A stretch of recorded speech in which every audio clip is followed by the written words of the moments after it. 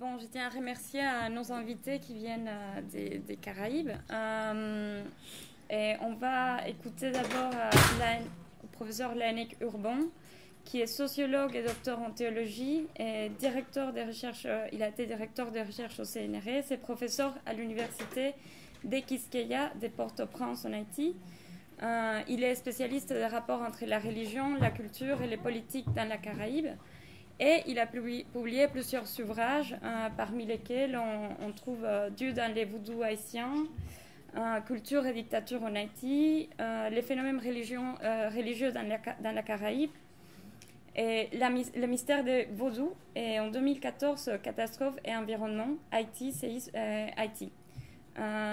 Et aujourd'hui, on va entendre M. Urbon avec la conférence intitulée L'esclavage et son héritage dans les Amériques. Merci. Je suis très content d'avoir cette occasion de vous présenter ce sujet ici qui est évidemment devenu à la mode depuis très très peu de temps. Nous allons en parler. Je ne sais pas, j'ai combien de minutes à peu près? Vous avez 40 minutes. Ah, c'est très raisonnable. Très bien. Alors, je voudrais tout de suite commencer par un texte de Toni Morrison dans Jazz. L'esclavage a coupé le monde en deux. Il a transformé les Européens. Il les a fait des maîtres d'esclaves. Vous ne pouvez pas avoir fait ça pendant des centaines d'années sans que rien ne se passe. Ils ont dû se déshumaniser, et je ne parle pas seulement des esclaves eux-mêmes, ils ont eu à tout reconstruire pour que ce système soit vrai. Je ne sais pas si vous saisissez la portée de cette phrase qui a été reprise d'une fois par Paul Gilroy dans La double conscience, mais ce texte me paraît particulièrement remarquable parce qu'il pose plusieurs problèmes. Mais moi, je voudrais faire cette présentation sur 4 points. Mais ce sera une sorte de commentaire de cet énoncé de Toni Morrison. D'abord, la question de l'héritage n'est pas seulement une question matérielle, c'est une question qui relève du spirituel, de l'idéologique, de ce qui reste une fois que quelque chose est passé. Donc, d'un passé qui serait toujours encore présent, d'une certaine manière. Donc, c'est pour cette raison que j'estime que je vais aborder rapidement le problème de la mémoire, qui est maintenant souvent repris dans un premier temps. Mais je le prends sous un double aspect. Le côté occidental, qu'est-ce qui se passe justement il les a fait des maîtres d'esclaves, il a transformé les Européens. Donc, qu'est-ce qui en est resté? Donc, le problème de la mémoire n'est pas uniquement du côté des esclaves. Le problème de la mémoire se pose du côté du monde européen, du monde occidental en général. Deuxièmement, comment ça se passe après les abolitions? Comment l'esclave se voit-il après les abolitions? C'est pas intéressant comme question, parce que c'est à ce moment-là qu'on peut comprendre ce qui s'est passé. Et il y a un proverbe créole qui dit « c'est l'or qu'on lève la mourie ou qu'on l'engueule ». C'est quand la chose est déjà passée que vous voyez très bien ce qui s'est passé. Donc c'est quand... Parce que quand une couleuvre meurt, à ce moment-là, elle n'est plus... pareil, elle s'étend de toute sa longueur. Donc on voit ce qu'elle représentait à ce moment-là. Donc, qu'est-ce qui se passe après les abolitions? Comment l'esclave voit-il ce qui s'est passé? Deuxièmement, parmi les héritages de l'esclavage, il y a un point capital qui est celui de la révolution haïtienne, qui est au centre, puisque ce qu'est l'esclavage, ce que je vais montrer, c'est que l'esclave ne se voit pas comme esclave. Il a toujours été, d'une manière ou d'une autre, quoi qu'il fasse, quelque peu un résistant. Il se voit comme un être humain, lui, et non pas comme un esclave. Or, donc, autrement dit, il lui a fallu être en résistance permanente par rapport à cette condition. Et il y a eu un épicentre des résistances contre l'esclavage. L'épicentre, c'est Saint-Domingue, Haïti. Donc, quel est cet héritage de l'esclavage? Comment il est pris du côté occidental et du côté de l'ensemble des esclaves dans les Amériques après les abolitions. Troisième problème que je compte aborder, c'est celui, justement, après les abolitions. Justement, ce qu'on va remarquer, c'est la production du racisme, de racisme scientifique, prétendument scientifique, de racisme anti-noir, qui sera durable jusqu'à ce jour. Non seulement qui sera durable, qui s'étendra à travers le monde. Peut-être l'un des racismes qui sera les plus durables dans le monde, dans l'humanité aujourd'hui. Même s'il y a eu un racisme anti-arabe qui s'est exprimé en même temps que le racisme anti-noir, surtout au début du XIXe siècle, au moment de la conquête coloniale des pays du Maghreb. Et enfin, quatrièmement, c'est peut-être le point le plus important, comme héritage de l'esclavage, c'est le moment de la reconstruction de soi de l'esclave. Reconstruction de soi parce qu'il doit maintenant se vivre dans un rapport à l'espace et dans un rapport au temps. Donc, le rapport à l'espace, c'est le problème de son rapport à la Terre, à la nouvelle Terre dans laquelle il se trouve, puisque nous avons affaire à un type d'esclavage, je parle d'esclavage moderne, un type d'esclavage qui a été produit par déportation d'individus d'un continent à un autre. Donc, quel rapport à la propriété, quel rapport à la famille, puisque il y a le rapport horizontal et le rapport, évidemment, vertical par rapport à la famille. Donc voilà, si je peux parler ainsi, un menu qui est un peu vaste, mais je vais être obligé de contracter, d'être rapide, et pour permettre que des questions soient posées et que tout le monde puisse parler. Donc, dans un premier temps, ce qui me frappe, c'est l'occultation que nous connaissons sur le problème de l'esclavage à travers l'Europe d'abord. Mais ce qui est ignoré bien souvent en Europe, c'est le caractère massif, général de la pratique pour l'ensemble des pays de l'Europe, y compris la Scandinavie, parce que c'est récemment que la Scandinavie a découvert dans les eaux scandinaves un bateau négrier, puisqu'on croyait que le Danemark, la Suède ne participaient pas à la traite négrière. Eh bien, l'Est-Svalesen qui a découvert le bateau a participé au projet UNESCO de la route de l'esclave et il en a fait un haut lieu d'exploration touristique pour l'ensemble des élèves, des étudiants et de la population scandinave. Et donc, même si certains pays n'ont pas directement participé à la traite négrière, ils ont quand même bénéficié de tout ce qui provenait du commerce ramené des Caraïbes. Et donc, le phénomène est oublié dans les manuels scolaires, dans les institutions, et ce n'est que récemment, on oublie ça, que les recherches sont lancées sur les savanes. Il y a eu évidemment des historiens qui travaillent sur la question, mais il y a eu au moins 2 moments importants qui ont permis la relance de la recherche sur l'esclavage, et c'est ce qui va peut-être nourrir la mémoire de la question. C'est le projet de la route de l'esclave de l'UNESCO, qui est un projet de l'UNESCO des années 90, Et je dois vous avouer que, avec l'ensemble des membres du comité, nous avons été un peu partout. Je faisais partie de ce comité scientifique. Nous avons été un peu partout pour des colloques autour de la question de l'esclavage. Nous avons été, entre autres, au Danemark et nous avons visité, dans un colloque sur les archives de l'esclavage et de la traite, un certain nombre de dossiers qui n'ont jamais été ouverts pendant longtemps par personne. Ça se trouvait dans les caves du restaurant, de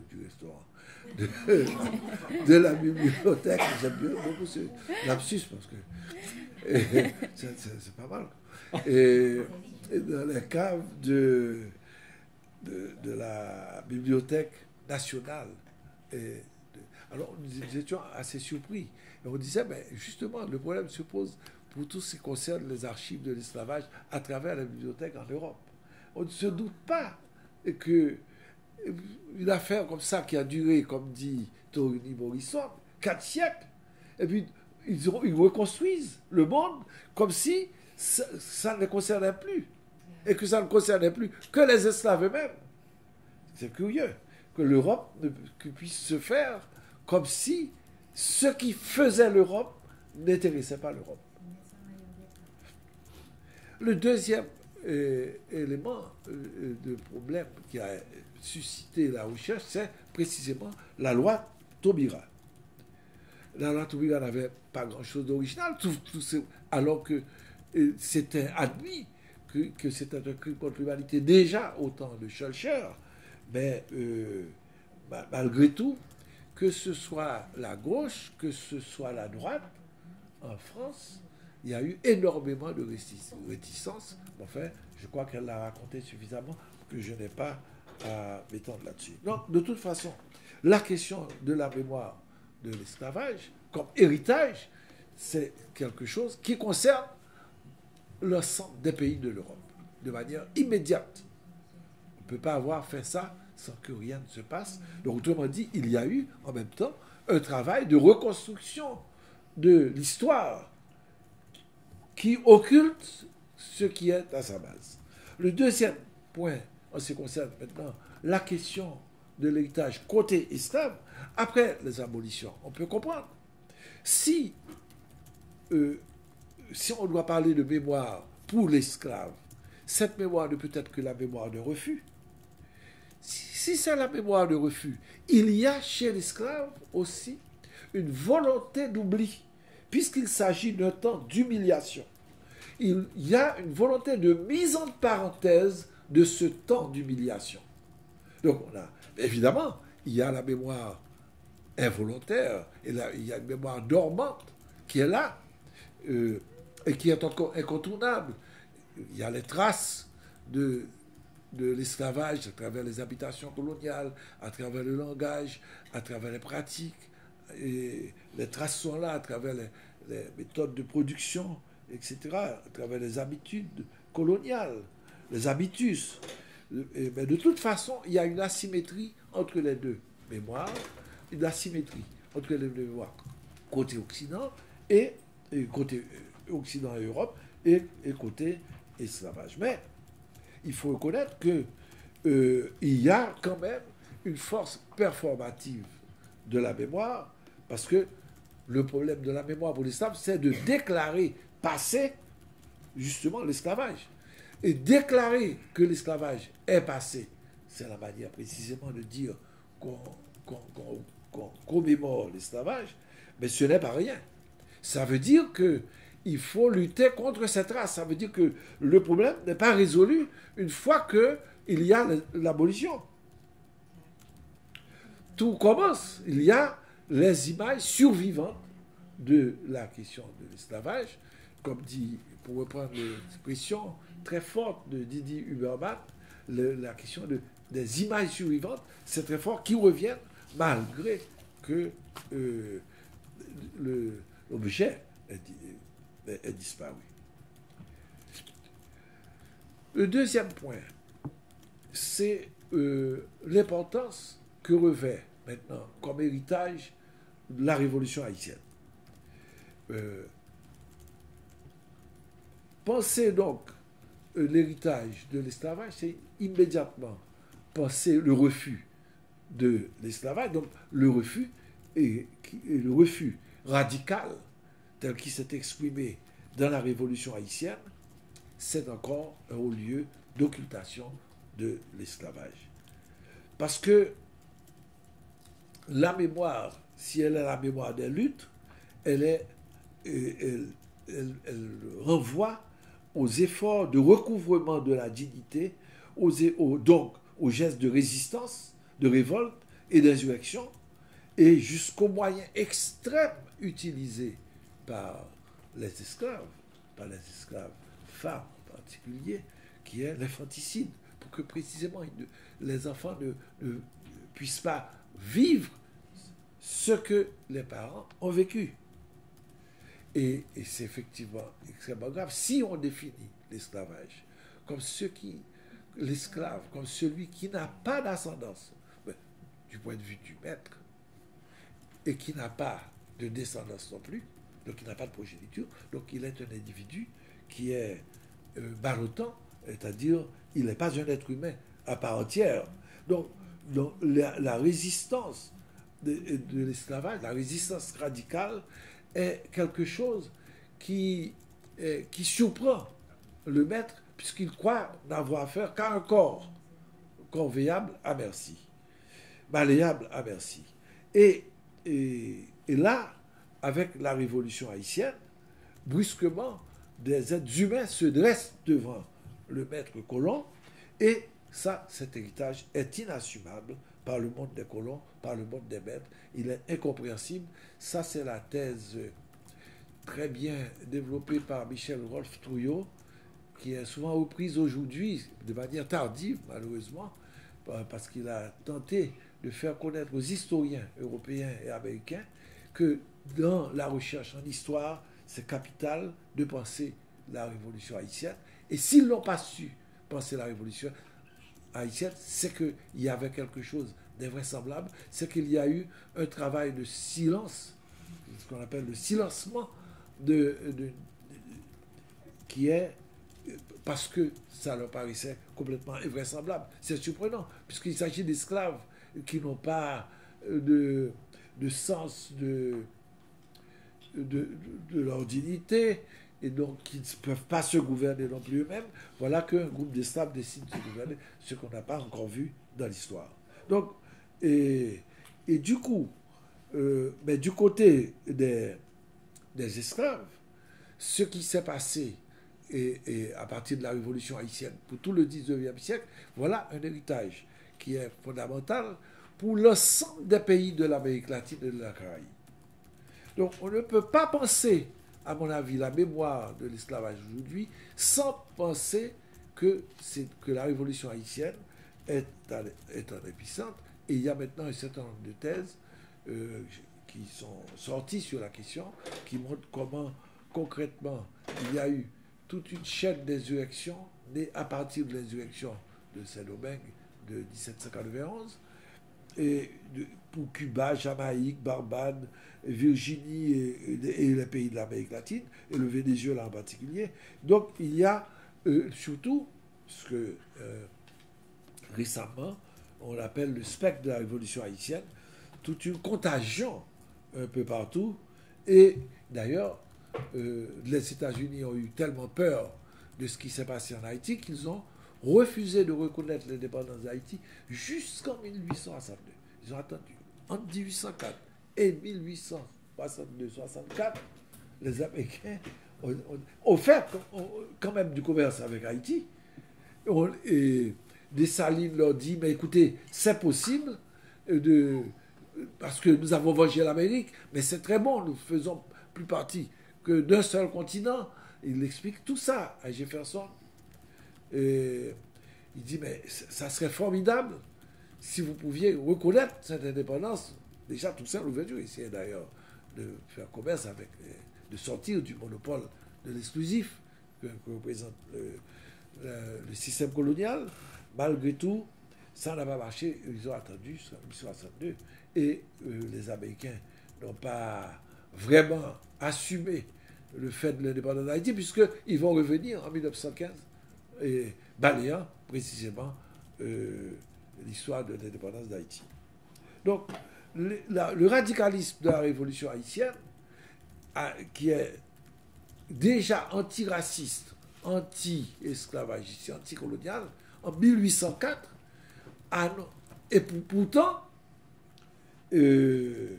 c'est extraordinaire. Ce radicalisme annonce déjà ce qui va se passer plus tard contre la colonisation.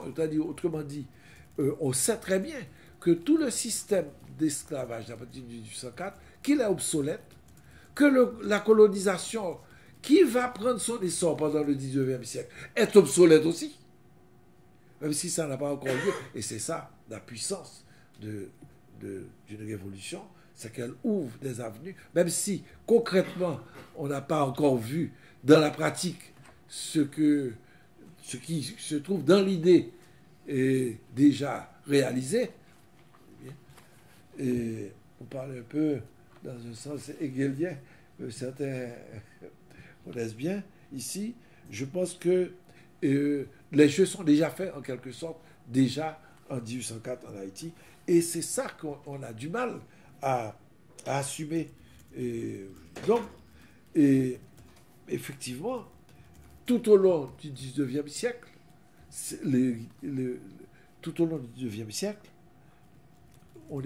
l'Occident essaie de maintenir l'esclavage, puisqu'il faut attendre la fin du 19e siècle pour que finalement on assume qu'il faille abandonner la pratique. Mais entre-temps, bien sûr, Haïti sera asphyxié, puisque Haïti sera un petit îlot donc entouré de nations, entouré de nations qui sont encore sous l'esclavage. Le troisième point sur lequel donc, je voudrais insister, donc, étant donné que j'appelle la production du racisme anti-noir comme héritage. À partir donc des abolitions de l'esclavage, nous savons que commence l'ère de ce que Yves Benoît appelle la démence coloniale, c'est-à-dire un peu partout, l'Occident et l'Europe en particulier, l'Europe décide donc de dominer le monde. Donc ça va aboutir au grand partage colonial de la fin du XVIIIe siècle, de la fin du XIXe siècle, mais ce à quoi nous assistons, c'est à une fuite en avant par rapport à ce qui s'est passé en Haïti, par rapport à la défaite des armées napoléoniennes face aux armées de Saint-Louverture et de Dessalines. Donc il va y avoir une fuite continuelle vers des pratiques coloniales. D'abord, au départ, beaucoup de colons prennent la fuite à travers l'ensemble des pays de la Caraïbe et d'Amérique latine. Et là, ils vont raconter que les Noirs qui ont fait la révolution, ce sont des brigands, ce sont des sauvages, ce sont des barbares qui ont pratiqué des atrocités. Et quelles atrocités sont reprises au XIXe siècle dans la littérature française, dans le théâtre, même quand ils se présentent, même quand certains auteurs se présentent comme anti-esclavagistes, comme antiracistes, mais on voit que quelque part, tout le racisme venu du système esclavagiste, eh bien, il est diffus et continue à être distillé dans la communauté européenne. Donc, la thèse, à partir de ce qui s'est passé en Haïti, la thèse, c'est que les Noirs ne sont pas mûrs pour se gouverner eux-mêmes. Et donc, l'esclavage, à ce moment-là, va être réinterprété comme ce qui a été un moyen pédagogique pour faire passer le noir de la condition noire à la condition de civilisé. La condition noire est considérée comme une condition infantile, barbare, et donc toutes leurs pratiques sont de nature superstitieuse, magico-sorcellaire, mais de toute façon, ils n'ont pas les moyens d'accéder à une condition vraiment humaine. C'est ce à quoi servait l'esclavage. Il a été peut-être un peu trop dur parfois, mais justement, maintenant, on va pouvoir coloniser. La colonisation va être faite sur une base beaucoup plus humaine que l'esclavage, parce que de toute façon, il le mérite, et nous y reviendrons peut-être cet après-midi sur cette question-là. C'est ce que j'appelle l'opposition barbare civilisée qui va être dominante à travers le 19e siècle, et jusque dans les sciences sociales, on retrouvera cette opposition, et évidemment, elle s'appliquera davantage aux Noirs, sans doute également aux Arabes, aux Indiens, mais c'est des Noirs, du racisme anti-noir au XIXe siècle qui sera question pendant longtemps. Donc, la colonisation va être va permettre un lieu de production de l'être humain à partir de la condition noire. On va enfin produire le noir comme humain. Et d'ailleurs, le racisme anti-noir va prendre également dans les Amériques, puisque on va premièrement assister à une politique de blanchiment à Porto Rico, à Cuba, en République dominicaine. Politique de blanchiment, il commence à faire venir des Européens pour tamiser un peu. La couleur noire, elle est trop forte dans ces pays-là encore, donc faire qu'il n'y ait pas, que ça représente un reste. Il y a également une manière de repenser également le monogénisme et le polygénisme, et penser comment séparer les noirs des blancs, comment faire qu'il y ait des races pures et des races pures, tout simplement. Et donc, c'est le moment que l'œuvre de Gobineau va avoir une importance importante, très grande importance, en tout cas, dans la littérature concernant le racisme dans le monde. Et enfin, et peut-être que j'aurais dû commencer par là, c'est ce que j'appelle donc le moment de la reconstruction de soi qui se pose après les abolitions. Ce moment de reconstruction de soi, à vrai dire, commence bien avant et commence tout de suite, puisque l'esclavage est un traumatisme, produit un traumatisme d'une génération à l'autre. Il s'agit de reprendre une véritable phénoménologie du corps esclave. Le corps esclave est un corps raté, volé, est un corps captif. Ce sont des captifs. Et c'est pas en anglais, ils disent enslavement, pour parler de l'esclavage. Ce n'est pas une chose qui va de soi. Il n'y a pas d'esclaves à en parler. Il y a des gens captifs, produits, qu'on décide d'être des esclaves. Donc, à partir de là, l'esclave est obligé de travailler à un processus de reconstruction de soi. Mais le processus de reconstruction de soi est ce qui est probablement à la base des processus révolutionnaires, des révoltes et des résistances à travers l'ensemble des Amériques. Vous remarquez, je dis toujours l'ensemble des Amériques parce qu'il y a eu pendant longtemps également occultation de l'esclavage, en dehors du blanchiment, j'ai oublié de le dire, dans les îles, également en Argentine, oublie, également au Chili, au Pérou, et en Uruguay, autant de j'ai pas besoin de parler du Brésil, puisque ça, tout le monde le connaît, Mais en tout cas, je parle des pays où la question de l'esclavage a été souvent occultée. Et que ce n'est que récemment, là encore, qu'on y revient. Donc, dans le processus de reconstruction a dû commencer donc, très tôt. C'est ce qui a permis les résistances. Parce que l'esclave, immédiatement, va reprendre les éléments les plus importants du système culturel et religieux auquel il était rattaché. Il va se lier, il vient d'ailleurs d'une tribu, d'une ethnie. Il est en contact avec d'autres ethnies. Donc il va falloir qu'il y ait un nouveau brassage entre les ethnies, de nouvelles rencontres, de nouvelles solidarités. Ça ne va pas de soi, parce qu'il ne se savait pas africain.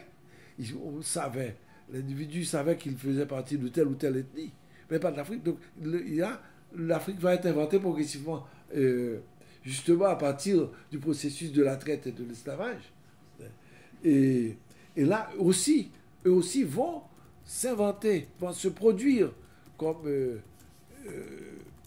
nouvelle communauté, et très vite, pour pouvoir mener la résistance. Ils vont prendre les éléments les plus divers venant du christianisme, du catholicisme qui était imposé. La naissance du vaudou est là, est liée directement à cette volonté de créer un autre monde, un nouveau monde culturel et culturel qui est qu'on retrouve autant au Brésil qu'à Cuba et dans les autres pays et qu'au Venezuela ou en Colombie. Et ce travail n'est autre que la création de nouveaux systèmes symboliques et imaginaires qui permet à l'individu de retrouver son lien avec les morts, d'où la passion pour la sépulture, pour l'organisation de la sépulture des esclaves compagnons décédés, très important, parce qu'il s'agit de restaurer un culte des morts qui conteste un peu cette mort que représente, cette mort sociale que représente la condition d'esclave. Et sur cette base, donc, il y a un rattachement de l'individu aux morts de sa famille, aux ancêtres et aux divinités. Donc, il crée ainsi une chaîne sémantique qui lui permet donc de se retrouver. Et c'est ce qui va, d'ailleurs, on voit bien dans la Révolution haïtienne, qu'il y a eu toute une préparation avant d'aboutir à la grande geste de l'insurrection finale de 1791. Eh bien, à partir de quoi les esclaves se sentent déjà libérés, eh bien, ils ont pris du temps. Ils ont dû subir cette préparation. Donc, le processus de reconstruction de soi se fait donc sur une base verticale dans le rapport donc, aux ancêtres, aux morts, aux divinités, donc par la création du système religieux. C'est là qu'on voit qu'il y a une autre manière de comprendre la question des pratiques religieuses, des croyances religieuses chez les esclaves après les abolitions. Et donc, qu'on ne peut pas projeter sur eux les mêmes préjugés qui existaient du temps de l'esclavage et de la colonisation sur eux. Donc, c'est beaucoup plus complexe la manière de considérer le phénomène religieux dans ces zones-là. Deuxième point, maintenant, comme problème, c'est qu'une fois que les abolitions sont réalisées, il y a quand même un nouveau problème qui est celui du rapport à la terre, le rapport à l'espace. Comment s'approprier l'espace? Peut-il être propriétaire? Est-ce qu'il a la propriété de la terre? Cette question, c'est centrale, traverse toute l'histoire d'Haïti jusqu'à ce jour. Elle n'est pas résolue. Elle n'est pas résolue non plus pour les anciens esclaves. Comment penser le nouveau rapport au travail? Il y a quelques travaux sur cette question-là récemment qui font penser avant ce que représente le travail pour autrui et maintenant le travail pour soi. Qu'est-ce que c'est? Peut-on travailler uniquement pour soi? Comment travailler pour les autres en même temps? sans être esclave, c'est complexe. Et sur quelle base? Quelle propriété on a? Quelle place on a? Comment habiter, en quelque sorte, la nouvelle terre dans laquelle on se trouve? Mais c'est des questions abyssales. Nous n'y pensons pas. Mais un individu, s'il se pense comme un être humain, dorénavant, il le pense dans un contexte historique et social et politique donné. Et là, on découvre que les choses ne sont pas simples du tout. Donc que nous sommes encore, un siècle après, au cœur d'une question qui n'est pas terminée, sur laquelle on continue à travailler. Donc, le problème, donc, c'est les retrouvailles de soi et les retrouvailles de l'autre aussi, sa manière de penser l'autre, de penser le rapport maintenant à l'autre monde, au monde qui a construit le système esclavagiste, ce n'est pas simple. Mais on voit que, en particulier, tout ce qui a été produit comme pratique artistique, comme création culturelle, c'est énorme. Et ça, c'est Gilroy qui l'a très bien présenté. C'est que l'esclave qui a vécu cette souffrance innommable de la négation de la condition d'être humain, depuis cette négation, essaie de se retrouver. Et c'est à partir de là que surgit la puissance universelle de la musique, de la danse et de l'ensemble des arts, allant de la littérature à la peinture, et produit par les anciens esclaves après les abolitions, ouais, qu'il s'agit du gospel, du blues, du jazz. C'est là que nous allons voir qu'il y a quelque chose qui est produit pour la joie du monde depuis ce lieu de souffrance innommable que représente le système esclavagiste. Je vous remercie pour votre attention.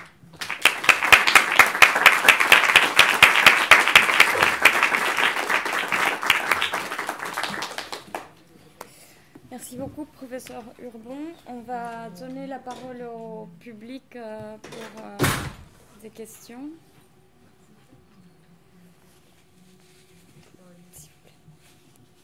Bonjour, Justin Gomez.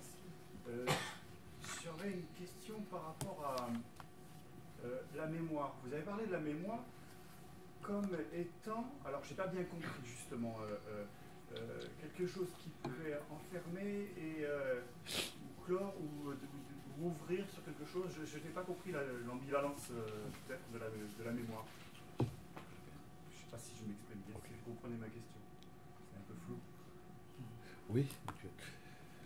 Oui, effectivement, il y a une ambivalence dans la question de la mémoire, bien sûr, parce que juste ce que j'ai essayé de dire, c'est que au départ, l'esclave libéré n'a pas tellement repensé ce qu'il avait vécu, parce que je disais que c'était un temps d'humiliation, donc il essaie de l'oublier. Bon, il y a des gens qui sont... Prenons par exemple ce qui se passe à partir du tremblement de terre. Il y a des gens qui ont été traumatisés, mais on essaie d'oublier. Mais le trauma est là. Même s'il essaie d'oublier. Je prends le cas d'Haïti. Haïti se caractérise par une volonté explicite d'oubli. Et ça a été dit directement par Dessalines et par l'ensemble des leaders de la guerre de l'indépendance. Ils disent, nous ne voulons plus jamais penser à ce qui s'est passé. D'ailleurs, ils ont donné la preuve en revenant au nom d'Haïti pour supprimer le nom de Saint-Domingue. Mais les Français ont gardé le mot de Saint-Domingue, qu'ils appliquent d'ailleurs à la République dominicaine. C'est curieux. Il nous arrive, nous aussi, de parler de la République dominicaine en termes de Saint-Domingue, alors que Saint-Domingue, ça n'existe plus depuis 1804. Dessalines a dit, Haïti s'appelle Haïti. Il a repris le nom par-delà les 4 siècles d'histoire. Il a repris, il dit que l'armée qu'il a, c'est l'armée indigène, c'est l'armée des Incas. S'il a repris le nom des Indiens. Donc, on ne veut pas savoir. Donc, on met entre parenthèses tout ça. Et il demande de faire ça. Il demande que le pays fasse cet effort-là. Mais il dit la même chose à Jefferson. Il dit, mais écoutez, vous avez intérêt. Parce qu'ils osaient parler comme ça. Donc, il y a cette volonté d'oubli qui est nette. Et d'ailleurs, il a commandé immédiatement l'incendie de toute la plantation. Il faut détruire toutes les traces, tout ce qui existe comme traces. On l'a fait à Saint-Domingue. Mais en même temps, alors évidemment, vous allez dire, mais il a ordonné le massacre des Blancs ici dans l'île. C'est complexe. Mais il a recueilli, il a dit, les Blancs, les Allemands, donc les Blancs, les Allemands, les Suisses et les Polonais en particulier sont reçus comme des Haïtiens, sont déclarés Haïtiens. D'ailleurs, il a déclaré noir dorénavant tous les êtres, tous les noirs sont considérés comme noirs. Donc c'est une manière de nier complètement le principe de la couleur. Donc ça va très loin. Il faut le faire. Donc la volonté d'oubli. Alors, également, aujourd'hui, chez les Antillais, également, il y a eu cette volonté d'oubli aussi. Mais on reprend aujourd'hui, on revient ici à la question de la mémoire, mais on voit bien, l'affaire n'est pas simple. Donc il faut pouvoir gérer la question de la mémoire, parce que justement, ils disent, oui, nous sommes fiers d'être des fils et filles d'esclaves, mais attention, et pour nous autres Haïtiens, c'est un peu, nous nous posons cette question-là. Oui, c'est des filles d'esclaves révoltées. Nous étions des révoltés. C'est ça qu'il s'agit de penser. Donc, il faut faire attention également aux pratiques mémorielles qui peuvent avoir des aspects ambigus et ambivalents. Mais en même temps, et comme je le disais, il y a une valeur performative à la question de la mémoire. Il faut la gérer parce que c'est une volonté de déclarer, il faut produire le passé comme passé. Il faut le produire comme tel. Parce que le passé n'est pas dépassé nécessairement.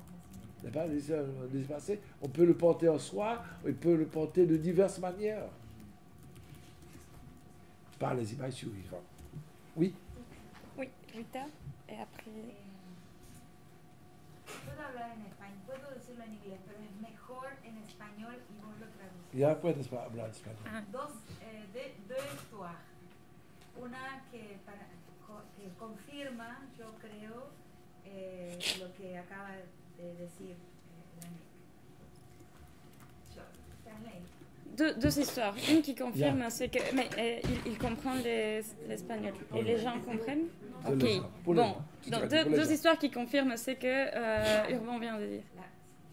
El culto Shango de Recife, la religión afro, Mago, Yoruba en Recife, cuando el orishá llega, lo primero que sucede es que el pie, o sea, el zapato, el chinelo, sale del pie. Exacto. Y el pie toca África. El suelo se vuelve cualquier espacio físico, cualquier suelo, cuando la entidad, el Oshá, la divinidad llega, el suelo se transforma en África. Absolument. O sea, no hay la esclavitud en el medio. Oui, donc deux histoires. La première, c'est que dans les cultes des Shango, des Recife, quand l'Orisha arrive, la première chose qui se passe, c'est que quand il enlève les chaussures, les pieds touchent le sol et ils touchent directement l'Afrique.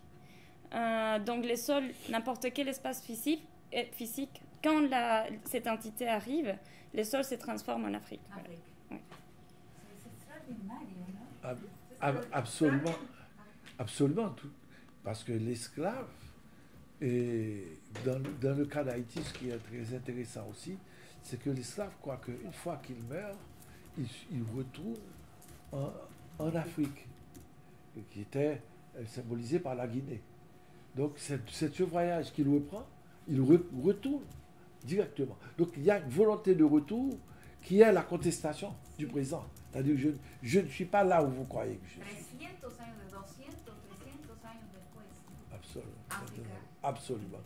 Oui. La- Es todavía La présent. otra historia es, hace aproximadamente 40 años tomé un seminario con Giddens. Y Giddens estaba hablando de la libertad del sujeto, la liberté de le sujet. C'est l'agent, l'acteur social, c'est libre. Y yo le pregunté, pero ¿y el esclavo? Y él me contestó, bueno, le queda el suicidio.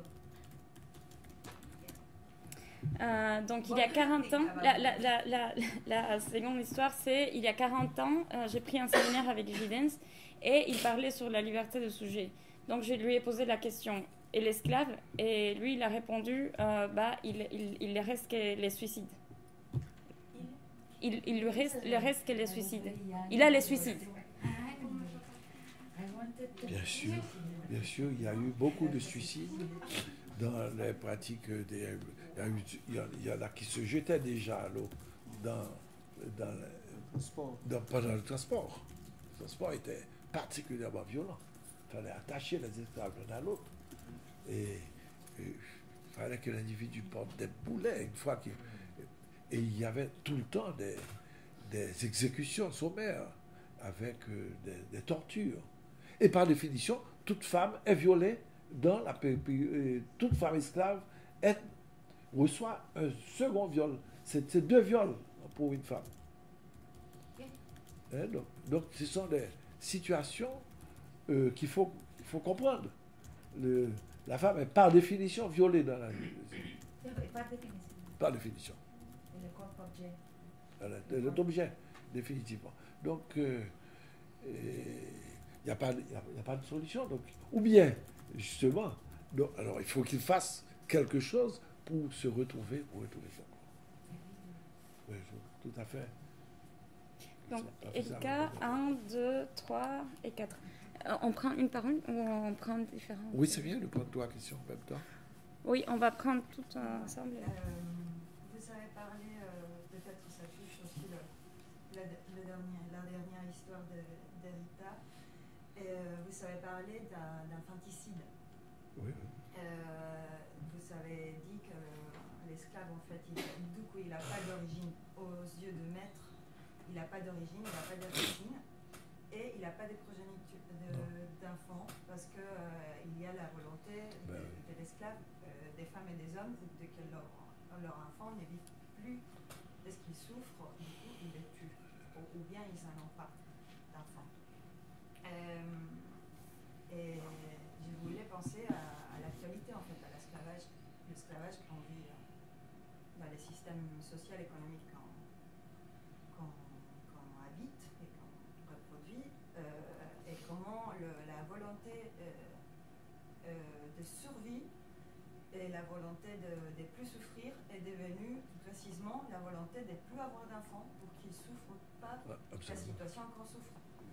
Et repenser cette question dans l'actualité, rajouter à ça une anecdote, pas une anecdote, mais une scène violente qu'Elsa Dorlan raconte au début de son ouvrage Se défendre.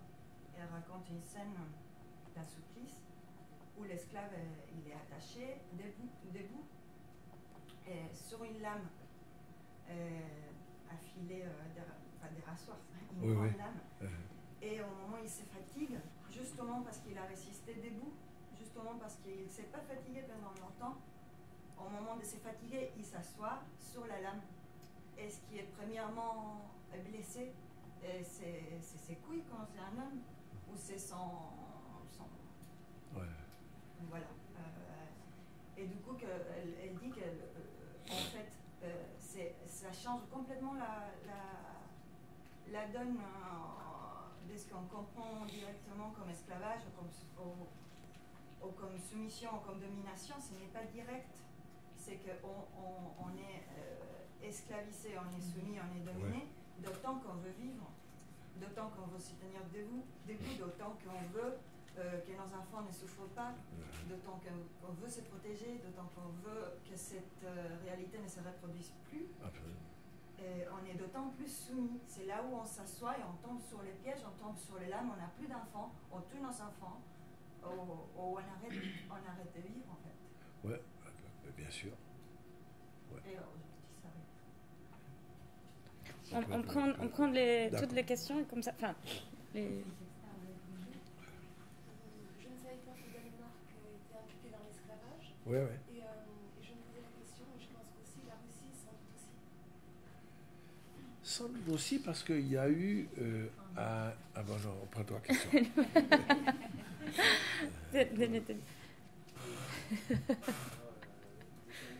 Oui. Merci pour vos travaux déjà. Moi, ça m'avait aidé quand j'étais à Haïti en 2003, début 2004, où là, les enjeux de mémoire étaient flagrants. Et je me rappelle de votre article dans Le Monde, parce qu'en plus, aujourd'hui, il y a toujours des gens qui se prennent pour des messies ou des prophètes noirs. Là, vous êtes bien placé pour témoigner de ce que cela peut produire en termes d'autocratie, en termes d'instrumentalisation de la mémoire à des vues de pouvoir personnel. Parce qu'à l'époque, justement, vous aviez dénoncé la façon dont systématiquement Aristide, justement le Messie par excellence, instrumentalisait justement la mémoire de la Révolution haïtienne en s'identifiant constamment à des personnages, à des figures historiques comme Dessalines, qui n'est pas seulement le boucher des Blancs, mais aussi le boucher des Noirs, dont on connaît bien l'histoire. Parce que c'est complexe, Haïti, aussi la question du marronnage. Enfin, moi j'étais là pour... Ce qui m'intéressait, c'était la façon, et pour moi c'est la singularité de la révolution haïtienne, comment cette révolution par rapport aux autres révolutions américaines et françaises est travaillée par le marronnage et par une spiritualité politique qui émerge à partir même des corps. Parce que quand on parle de mouvement de libération, il faut le prendre au sens propre.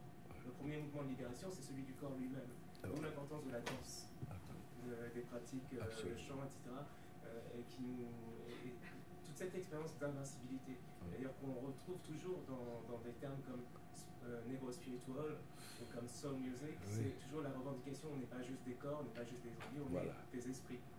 Et moi ce qui me frappait à l'époque, c'était aussi la façon dont tous les collectifs populaires, les vrais, pas les chimères, les organisations populaires infiltrées par le pouvoir évangélique d'Aristide, dont on retrouve une résonance aujourd'hui au Brésil. Je vous signale que hier ou avant-hier, au Brésil, la maison de culte, une des plus vieilles du Brésil, à Salvador de Bahia, a été attaquée. A été attaquée? Oui, ah ben tu ne savais pas. Parce que justement l'évangélisme contemporain est le bras armé spirituel de l'ultralibéralisme, en particulier au Brésil.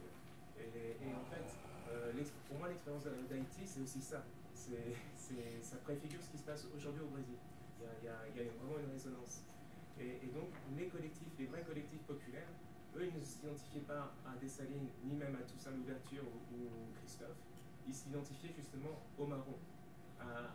Parce que le fait de se reconnaître, de ne mettre en scène que les grands personnages, ça permet justement aux apprentis dictateurs de s'inscrire dans la lignée des grands hommes et à faire comme si l'histoire n'était que le fait de démiurges qui, par leur génie, en fait, et ça légitime en fait les autocraties.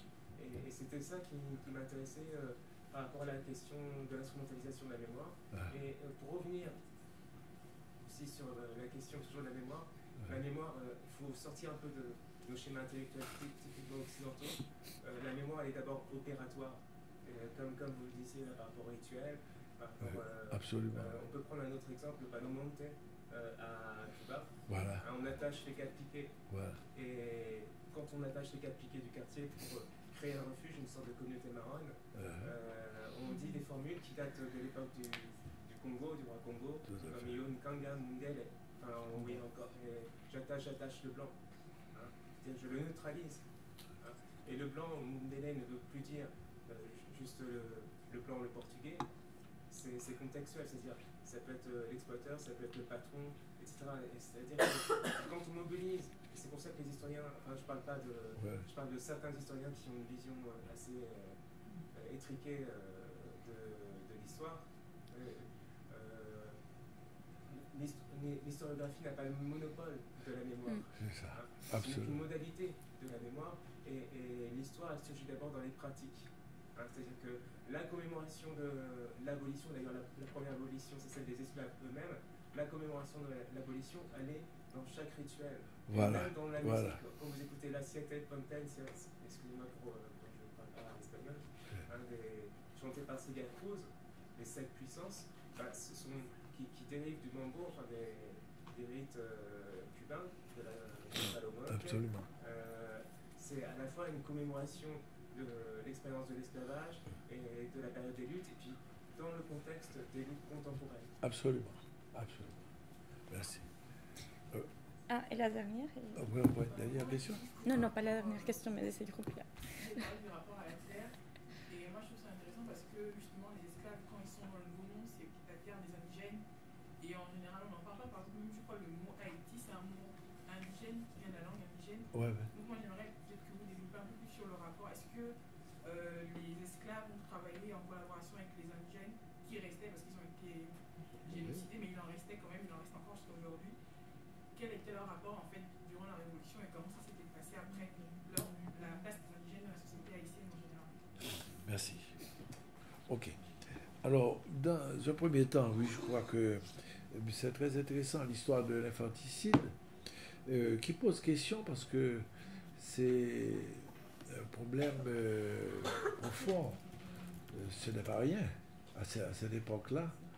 Et donc, on sent que c'est là qu'on saisit toute la souffrance que représente la condition d'esclave. C'est là qu'on le saisit à travers ces gestes. Parce que pour pouvoir produire un tel geste et pour pouvoir aboutir à ce suicide, qui n'est pas seulement un suicide, jusqu'à l'infanticide, ça va donc beaucoup plus loin. Il n'est pas question. C'est une négation radicale du système. Donc il n'y a pas de doute. Et c'est ça qu'il faut pouvoir chercher partout où la résistance s'est exprimée. La résistance s'est exprimée, et nous sommes. Et mon Dieu, c'est là que nous saisissons. C'est pas terminé. Nous sommes encore en plein dans une histoire où on a du mal à reconnaître. Si on a du mal à reconnaître ce qui s'est passé là, on a du mal également à comprendre ce qu'on est en train de vivre aujourd'hui dans le monde, où il est question vraiment de savoir si l'humanité peut poursuivre la voie qu'elle poursuit actuellement. C'est-à-dire, si elle décide de diviser l'humanité en deux encore. En deux. Je dis bien en deux mondes. On voit le déferlement sur l'Europe et sur les pays riches. Et voilà qu'on monte des murs, des barbelés. C'est extraordinaire.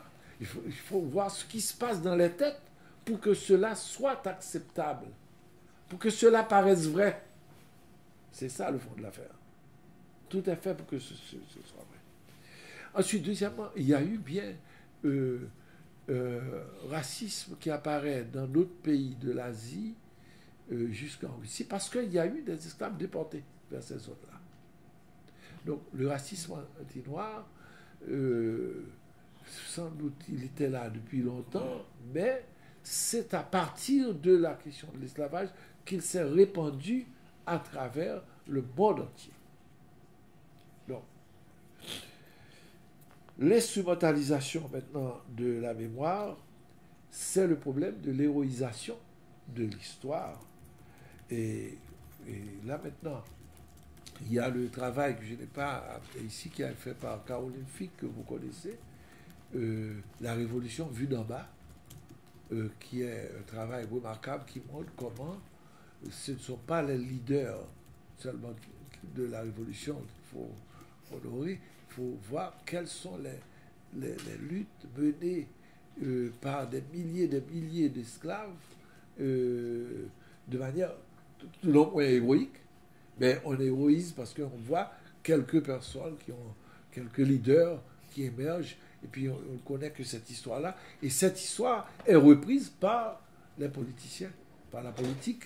Et on voit encore qu'il y a une manière de faire mémoire qui est sujette à critique. Et que, dans le fond, je suis tout à fait d'accord avec vous quand vous dites que vraiment chaque rituel est une commémoration des luttes de ça. Parce que prenons par exemple dans l'acte de transe et de possession. Le moment où l'individu entre en transe ou en possession, il offre, c'est son corps qui devient un lieu de récitation de toute l'histoire de l'esclavage. C'est toute l'histoire qui apparaît et qui est reconnue par l'autre. Voilà pourquoi il y a une pratique de socialisation à l'intérieur des danses et dans la musique et la danse. C'est un processus de socialisation, de mise ensemble, de reconnaissance de soi et de l'autre en même temps, et d'offrir et de voir dans le corps de chaque individu un message qui est adressé à l'autre.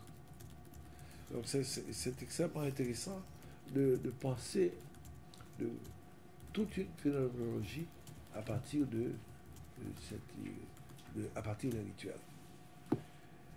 Et la gravité de la situation, il est intéressant qu'on puisse l'évoquer actuellement. Donc on voit qu'il y a à travers les nouveaux États,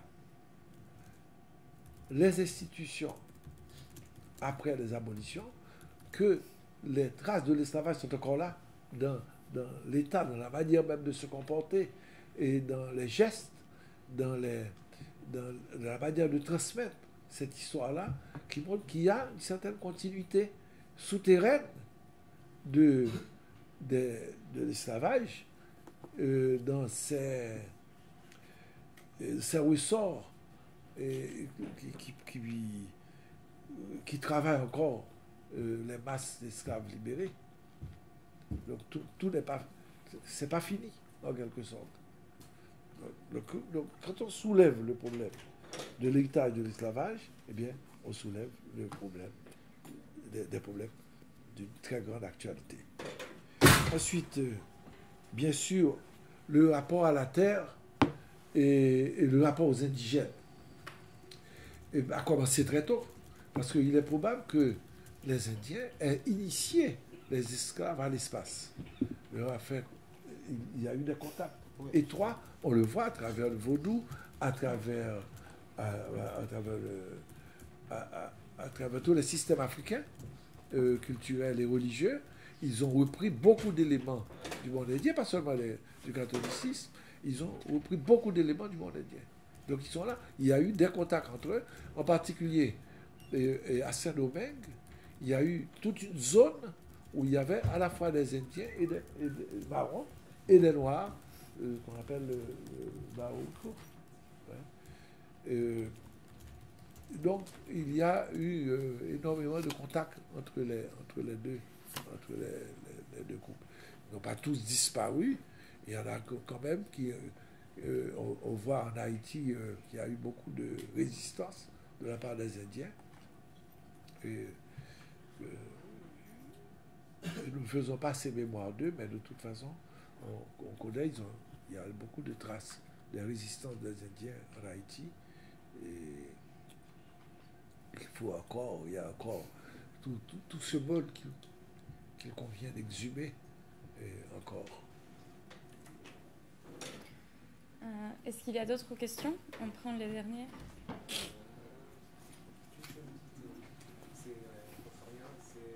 Là, je pourrais faire un grand écrivain haïtien, Jacques-Stéphane Alexis, qui rappelait dans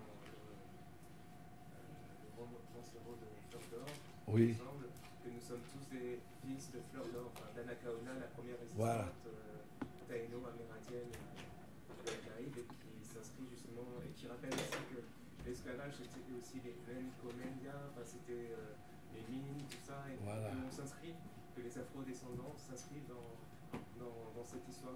De cette histoire du monde. Définitivement. Il y a aussi Anacaona de Jean Metellus, le fameux poème. Et chanson des Sages aussi. Oui. Est-ce qu'il y a encore des groupes indigènes en Haïti? Non, à ma connaissance, non, il n'y a pas de... On voit qu'il y a des gens qui ressemblent beaucoup...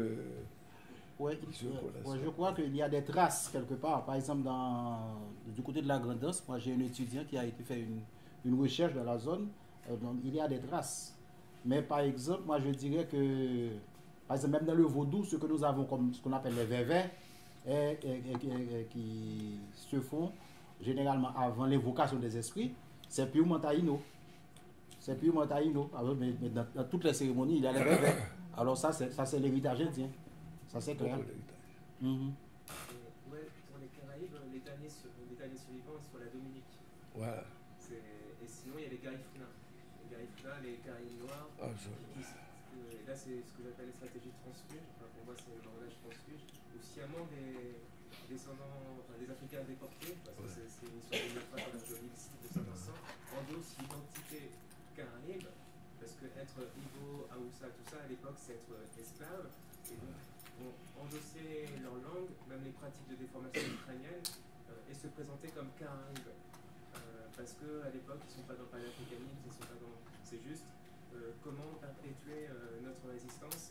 S'il faut qu'on prenne le masque de l'Indien, on va le prendre en fait.